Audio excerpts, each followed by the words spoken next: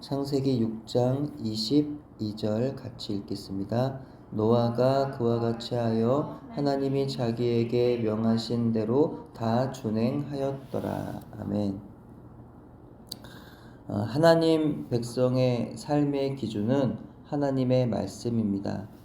아무리 세상이 변하고 사람들의 생각과 습관과 문화가 바뀌었어도 여전히 하나님 백성이 세상을 살아가는 데 있어서 그 기준이 되어야 하는 것은 당연히 하나님의 말씀입니다. 이 사실을 부정하는 사람은 하나님의 백성이라고 말할 수 없어요.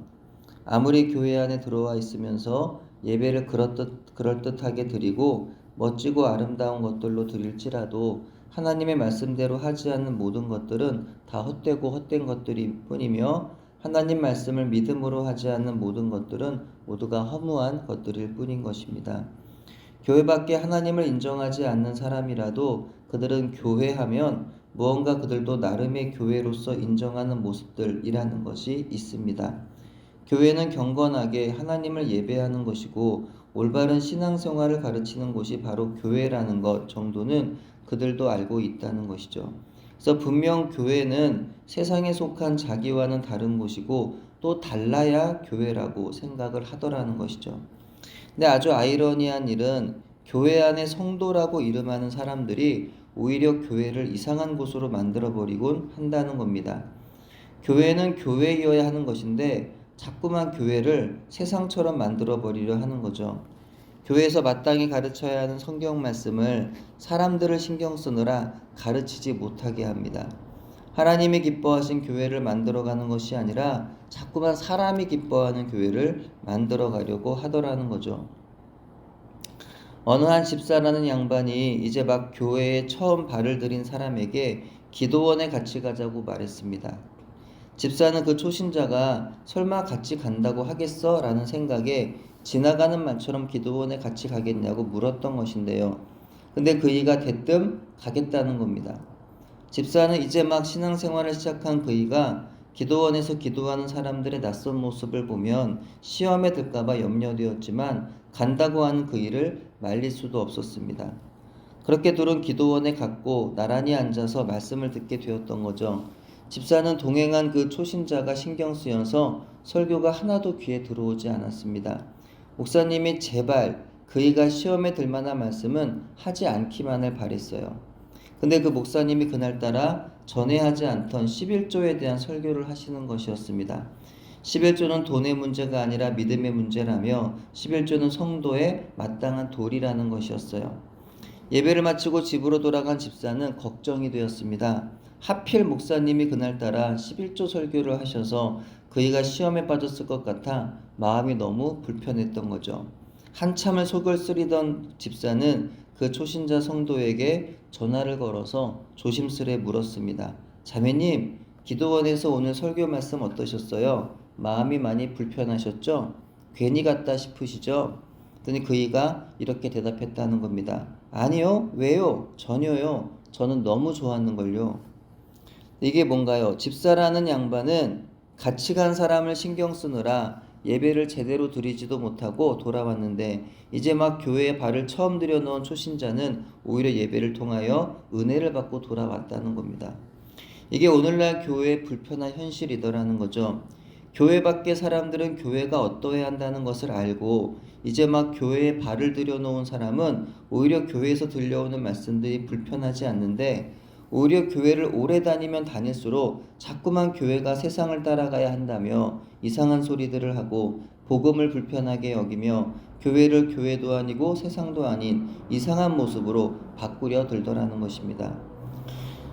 사도행전에 보면 예수님의 십자가와 부활을 경험하고 성령님을 체험한 베드로와 요한이 담대하게 복음을 전하니 유대 제사장들과 성전 관리들과 장로들과 사두개인들이 베드로와 요한을 위협합니다. 아무에게도 예수 그리스도 이름으로 말하지 말라고 경고하죠. 베드로와 요한이 뭐라고 대답하나요? 하나님 앞에서 너희의 말을 듣는 것이 하나님의 말씀을 듣는 것보다 옳은가 판단하라. 우리는 보고 들은 것을 말하지 아니할 수 없다. 베드로 사도와 요한 사도가 했던 이 말이 바로 우리가 해야 하는 말인 줄로 믿습니다. 하나님 앞에서 하나님의 복음으로 세상을 살아가야 하는 우리가 과연 사람의 말을 듣는 것을 기뻐해야 하는지 아니면 하나님 말씀을 듣는 것을 기뻐해야 하는지 이 둘 가운데 우리는 반드시 옳은 것을 판단해야 한다는 거죠. 사람의 말을 듣고 사람의 말을 귀를 기울이며 사람을 기쁘게 하는 신앙생활을 할 것이 아니라 성도는 마땅히 하나님 말씀을 듣고 하나님 말씀에 귀 기울이며 하나님을 기쁘게 하는 신앙생활을 해야 하는 줄로 믿습니다. 노아는 당대에 아무도 하나님 말씀에 귀를 기울이지 않던 상황에서 하나님 말씀에 귀를 기울였어요. 또 아무도 그 말씀에 순종하지 않던 시대에 노아만은 그 말씀대로 순종했습니다. 그랬더니 노아는 하나님의 보호하심을 입을 수가 있었어요. 하나님께서 명령하신 대로 살았더니 온 인류가 심판을 받는 그 절체절명의 때에도 그는 하나님의 보호하심을 입었고 그뿐 아니라 그에게 속한 모든 가족들과 심지어 짐승들까지도 하나님의 보호하심을 입을 수가 있었던 거죠. 그러니까 상황이 어떠하든지 간에 하나님 말씀을 듣고 따르는 사람들에게는 문제가 될 수 없다는 거예요. 하늘이 무너지고 땅이 꺼지며 홍수가 나고 지진이 나도 하나님의 말씀에 순종하는 사람들에게는 아무런 문제가 아니라는 겁니다. 또 하나님의 말씀에 순종한 한 사람 노아로 인하여 그와 함께하는 모든 사람들이 구원의 은총을 입게 되었던 건데요. 그러므로 우리는 바로 내가 그 한 사람 되기를 소원해야 한다는 거죠. 내가 하나님 말씀에 준행한 한 사람 되기를, 그래야 나를 통하여 나와 나의 가정이 모두 구원을 받기를, 내가 은혜의 사람이 되어서 나를 통하여 나의 가정과 교회와 이 나라가 은혜 입기를 우리는 소원하며 기도해야 하는 줄로 믿습니다. 오늘날 온 세상이 노아와 롯의 때와 같이 심판을 향하여 달려가고 있습니다. 사람들이 딱 그때와 같이 먹고 마시고 장가가고 시집가고 집 사고 차 사고 놀러 다니는데 온 정신이 팔려 있어요. 이런 시대에 우리 믿는 사람들만은 정신을 바짝 차려야 합니다. 저들처럼 정신을 놓은 채 헬렐레 하면서 휩쓸려 다녀서는 안 된다는 거예요. 하나님 말씀에 대한 준행함이 없이 먹고 마시고 장가가고 시집가고 집 사고 차 사고 놀러 다니는 것들은 다 헛되고 헛된 일들, 다 모두 쓰잘데기 없는 짓들이기 때문이죠. 아무리 화려한 집을 짓고 성을 쌓고 기업을 세우고 나라를 세우고 심지어 예배를 드리고 설교하고 전도를 하여도 하나님 말씀에 준행함이 없이 하고 있다면 모조리 다 쓸모없는 짓들이라는 겁니다. 노아가 그와 같이 하여 하나님이 자기에게 명하신 대로 다 준행하였더라. 노아는 분명 하나님의 명령하신 말씀에 대해서 다 이해할 수도 없었고 그 말씀에 순종하기에는 너무나 많은 희생과 헌신이 필요하기에 과연 내가 할 수 있을까? 복잡한 생각도 들었겠지만 그럼에도 불구하고 그는 하나님께서 명령하신 그대로 하나도 빠짐없이 다 준행하였습니다. 왜일까요? 그는 하나님의 자녀이기 때문이에요. 그는 자녀이고 하나님은 아버지시기 때문이죠. 그는 하나님의 백성이기 때문입니다. 그는 백성이고 하나님은 왕이시기 때문이죠. 그는 피조물이고 하나님은 창조주이시기 때문입니다. 그는 종이고 하나님은 주인이시기 때문입니다.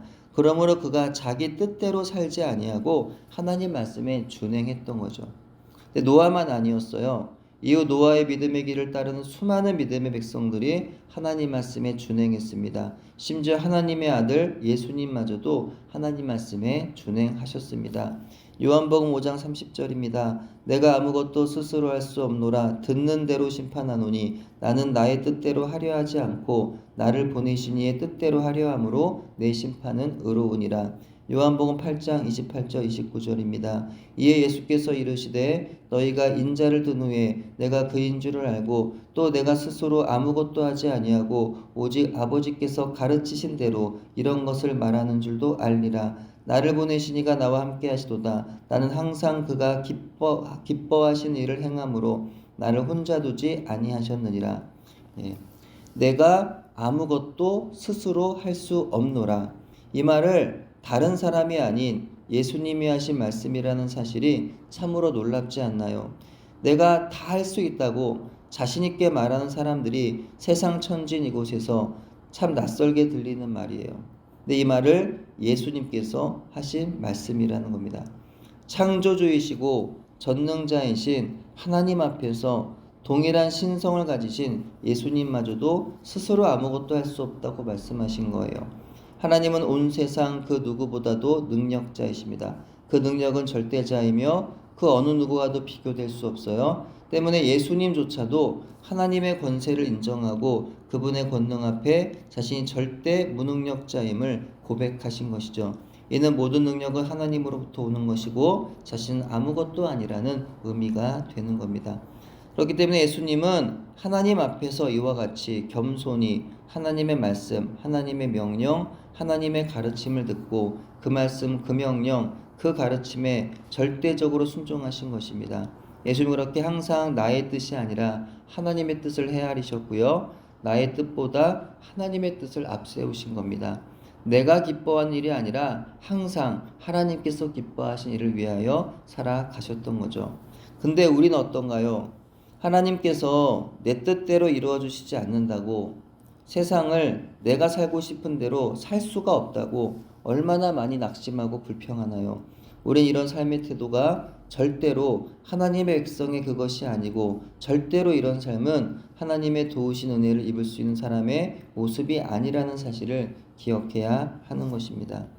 하나님의 명령하신 대로 살아가는 법을 우리는 배워야 합니다. 하나님의 가르침이 없이는 스스로 아무것도 할 수 없음을 고백하고 하나님께로부터 주어지는 지혜와 능력을 겸손히 구하고 의지하며 세상을 살아가는 법을 우린 예수님께 배워야 합니다. 그래야 우리도 노아처럼 예수님처럼 하나님께서 명령하신 대로 하나님께서 주시는 지혜와 능력으로 사람을 기쁘게 함이 아닌 하나님이 기뻐하시도록 세상을 살아갈 수 있기를 소원합니다. 기도합니다. 하나님 아버지, 올 한 해 동안 하나님 말씀대로 살지 못한 어리석은 시간들을 용서하여 주시고 남은 시간들 동안이라도 하나님 말씀에 귀 기울여 그 말씀에 순종하게 하옵소서. 다가오는 새해에는 노아처럼 하나님 말씀에 준행하는 인생으로 예수님처럼 내 뜻이 아닌 하나님 아버지의 뜻에 따라 하나님을 기쁘시게 한 날들을 살아갈 수 있도록 저희를 인도하여 주시옵소서. 예수님 이름으로 기도드립니다. 아멘.